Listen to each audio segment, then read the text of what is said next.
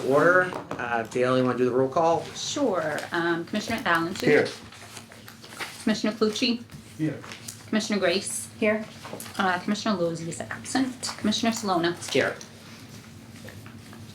Next up, the June 16th meeting minutes. Anyone have a chance to look and make a motion? Motion to approve. Second. All in favor? Aye. Dale, great job on the minutes too. Like it is a good memory of like what happened as opposed to actually Thank you. looking at the Thank you. yeah. They are really good. Yeah. Oh, does he keep you? Yeah, he keeps you on track. Yeah, but they are. It's really good to remember what happened. That means we're old. I just can't remember anything. So, Thank you. all right, project updates. Dan, you want to take the first one? Sure, so the wastewater treatment plant contract is in your package. It's the April of 25 invoice. It's for $741,000. It's the payment summaries are there. It's the 45th payment. So we're working on 4 years again. It's the project's 96% complete. We're holding $3 million retainage. I think there's about another $3 million construction activities, essentially at the pump stations as the work at the facility is done. The progress, the agenda and the progress is update is in your package as well. Again, the pump stations all have some minor issues to be completed. There is a major construction and commissioning at the wastewater facility update. Then you have a section of change orders and allowances. And seems like we've resolved most of the DEP issues with the invoices, so that we're paying Viola a little more expeditiously, so they're happy, so. Things are going well, coming to the end, and then the plant will be in compliance with federal and state laws for the next 20 years. So, Super. it's When's the good ribbon stuff. cutting? Pardon me? When's the ribbon cutting? Whatever you want. You can coordinate that. Put that in the agenda. Thanks. Any questions for Dan? No. All right, water treatment plant. Matt. So, Oh, sorry. all right, so just introduction, so. Yeah. Rick retired, his last day was last Friday. Matt's been here since July of 2016. He started in the water department as a third class operator. He went to the working foreman for the water supply directly under Rick in January of 22. He has his all necessary license. We advertised, we interviewed three candidates, and Matt was selected. He's well versed on PFAS, the lead and copper, all reporting, unaccounted for water, drought management contingency plan, like he's involved. Rick had him involved. He was put in the position on June 30th, so he got 2 weeks to work with Rick. He's it's only been 2 weeks, but he's been great. Little quieter than Rick. He's got a different personality than Rick, which is good for us as well, for our blood pressure. But yeah, so this is Matt. And So you worked here prior to your position? Yes, I've been working for 9 years. For 9 years, For the okay. commission, yeah. Did we have applicants who are outside of yes, this organization? yes, Okay. we had one. But Welcome. Thank you. all right, so you want to give your 30-second report? Yeah. Yeah, the Water and Sewer Commission's in compliance with all federal and state drinking water regulations. The water supply capacity was at 79% as of July 13th. Average for this time of year is 77%. And all 10 contract positions at the treatment plant are currently filled. That's Rick Spiel, that's gonna be. You'll put your own spin on it through time. You do a couple Okay. test stands. Can you repeat it again?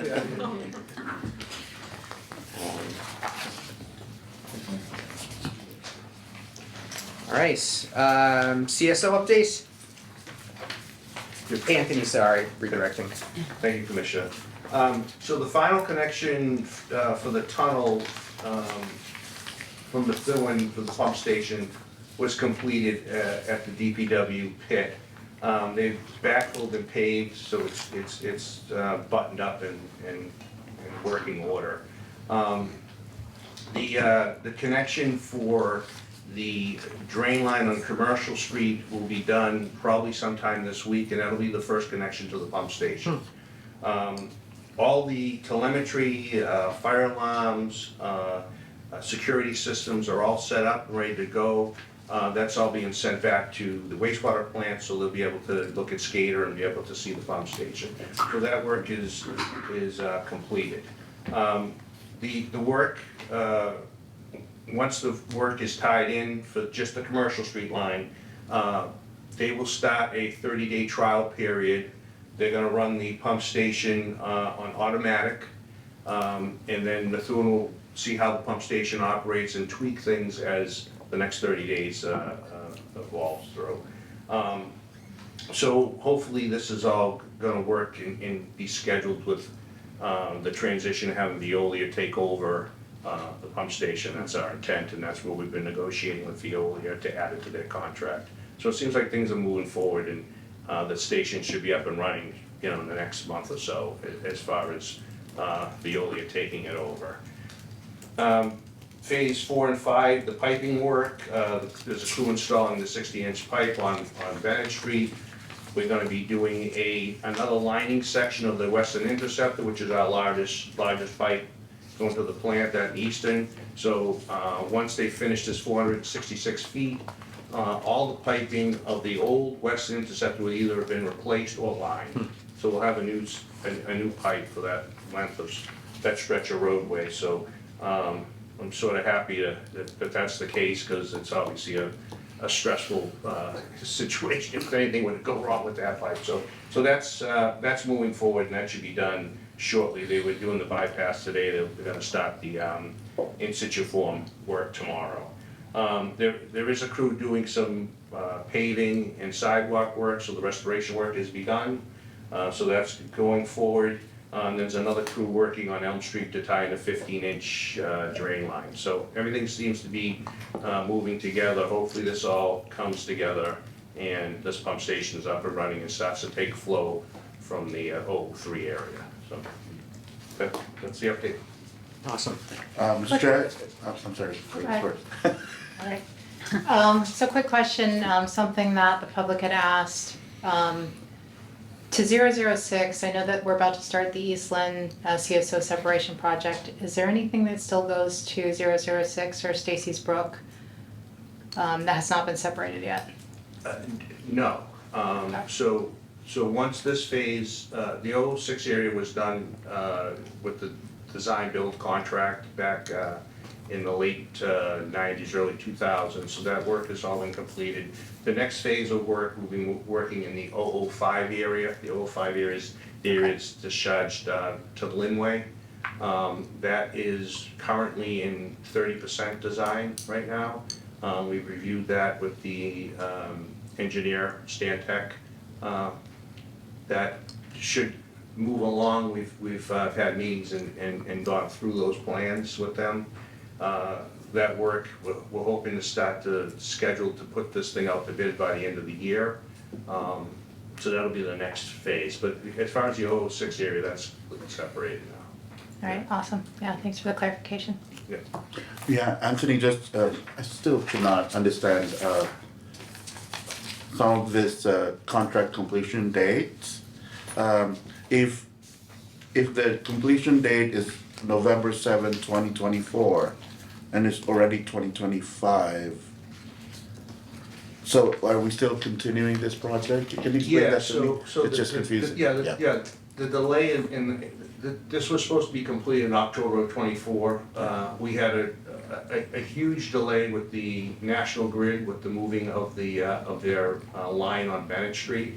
That slowed all the work for the large pipe installation. That's the 72-inch pipe, the 60-inch pipe, and then the 60-inch pipe that's going through the GE property. But that came to a complete standstill until we could get this pipe moved. They had installed the pipe in the trench where the 72-inch and 60-inch pipe was supposed to be laid. So this was the delay. I think we've talked about this delay a few times. There was also a delay with the transformer. It's COVID. There was the ability to get a transformer was very difficult. The scheduling of that was also delayed, I think, two and a half years. So to get the transformer to run the pump station So all these delays were just unavoidable. We do send the regulatory agencies a monthly update every month. I send them what you guys see in your package. It gives them an update of where all the schedules are. They're well aware of this delay, and they have been working with us and talking to us about the delays. So they're up to speed in that, and they haven't had any issues with that. I think the main goal is to have all this work done by 2030. The consent decree is supposed to be completed by 2030. So this being delayed is still in that window, but you know, we'd like to get the thing running so that we can have the separation work for 03 and provide relief to 03, but they've been they understand that, and they've been cooperating with us with that, so. So there was a delay. Absolutely a delay, yeah, That's all. no question it was a delay, yeah. But as he said, the court, we have a consent decree and all the court parties, the completion date of this phase was supposed to be that date. But the whole project has to be done by 2030. And as he said, he's articulated with the court parties, DOJ, EPA, DEP, of the issues, and they accept it. We're the only community in New England, in Massachusetts, probably spending $200 million. Like, they know we're not doing nothing, we're doing a lot of work. So they're certainly receptive to our issues, so. And we articulate that to them every month, and they're well versed on what's going on, but. Yeah, just one more point, we have bi-weekly meetings, and the DEP sits in on those meetings, so they've been coming along this journey with us. Okay, any other questions? None? Okay. Dan, Kings Beach? Natalie's here from Apex, Eva couldn't make it. We put the April, I believe we put the June IDD progress report in your package. It's pretty much similar to the other documents, where we've had 6 service connections, 3 in 2024, and that's all we found. We're continuing to do some night testing. Natalie, why don't you take over? Yeah, sure. So, hi everybody.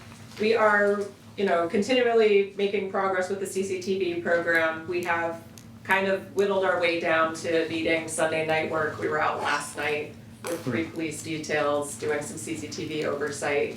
We'll probably have 3, 4, 5 days left, kind of depending on the progress. It's all gonna be specialty CCTV with the night work, with the multiple details, or specialty equipment to do root cutting and clearing of some pipes that had that issue identified. So that program, we're hoping to wrap up by August. We're really wanna push to get that CCTV program done. As noted in the June report, we did meet with EPA and DEP at the end of May, just to kind of talk about the progress. They wanted an update. They seem pleased with what's going on. We kind of talked about, we're sampling for bacteria and ammonia and the DNA trackers. They were really pushing for the PPCPs again, the personal care products and pharmaceuticals. That test is lengthy and very expensive. So we did abide and took out some DNA testing, did PPCP testing in June. We did 4 days of sampling last month, 30 locations, 5 were dry. We're still evaluating the data. And we are putting that all together in the biannual report that will summarize the work from January to June. So we're kind of working on that right now. There are some spots that had the acetaminophen. That's what EPA really targets as the pharmaceutical they want to follow up on. So we're hoping to go out next week and do 2 morning shifts and really get like the 7 to 10, people leaving for work and see if we can identify some hot spots. But it's back in that Thurgood Marshall middle school area. So we'd be back out on Williams, Timpson, Groveland next week. Weather dependent. Obviously we want it to be dry weather. So that's about it. Questions? The areas with the roots, where are those at basically? They are, what is that area? What was that first connection we found up off the, what was it? Yeah, up that way. Yeah. Sorry, what? Off Eastern Ave. Oh, okay. Yeah, up on Eastern Ave, yep. Okay. Are you putting any roots in your drain? It's up by you. Up from the outside. Okay, don't put any roots in your drain. I won't. Okay. Yeah, there are little segments, but yeah, the majority of it is up in that area. Okay. Yep. Just Awesome. cracks and pipes and roots are getting in and they couldn't do the full cleaning. Okay. And then obviously, once you identify those routes, then those areas of pipe will be just undergo routine maintenance to replace them. Sure, yep, exactly. Yeah, so once the CCTV program is done, we'll be putting together a summary of the findings. So there's, some areas where there's a little bit of weeping or some structural defects that would need to be addressed, and then help the commission kind of plan for the maintenance part of it and what needs to be dealt with. Excellent. All right, thank you. Of course. Any further questions? Sorry, one final question. So when will the biannual report be done? Will that be like by the next meeting, you think? Yeah, so we're hoping to wrap it up by July 31st to submit it to DEP and EPA so we can, present Put it the in the next findings at packet the or next whatever. meeting. Yeah, Okay. All right, perfect, thanks. of course. All right, no other questions for her? None, all right, new business, anything on new business? I have new business, Mr. Oh. Chair, not basically new, it's old. Old Our last Old meeting, business. yeah, old new business. It's still a beautiful report, still. At our last meeting, I talked about that water tank, that Councillor Meany wants to have some project on. And Anthony, you mentioned that you will do some research and reporting for our next meeting, which is today. Where are we now with your research? Sure, so, Commissioner Grace had asked a question about, has the tank been looked at? And so this is the latest, this is Core Tech. They did the last inspection on 8/4/23, I didn't have that answer last meeting, but this is it. Thank you. So the recommendation reads as follows: the exterior coating system is failing, but there is no serious corrosion at this point. So the decision to repaint is for appearance only. For appearance And only. that was a report. I did reach out, as I mentioned, to CDM Smith to get some little feedback from the report that they had provided us, and just a few bullet points I have here. So one of the things that they had mentioned that to paint this thing, you would have to shroud the tank to prevent any of the flakes of paint coming off it and so forth, so that it doesn't affect the woods, the environment around the area. They do mention that it is a specialized painting system that's used for this. They also mentioned that that the exterior of the tank would require sandblasting, brushing, just the proper removal of the old and rusty area, which is going to be disruptive.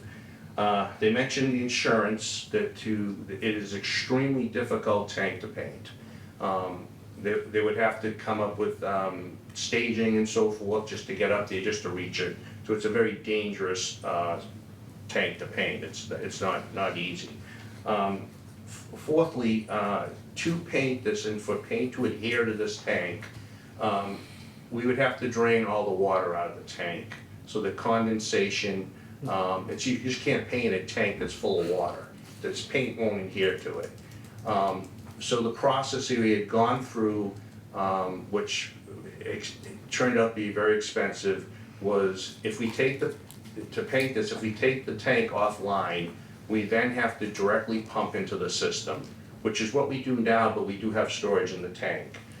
If we lose power, you would need a backup generator, a generator to run. Otherwise, everybody in the ultra high service area would just have no water because there's no storage in it.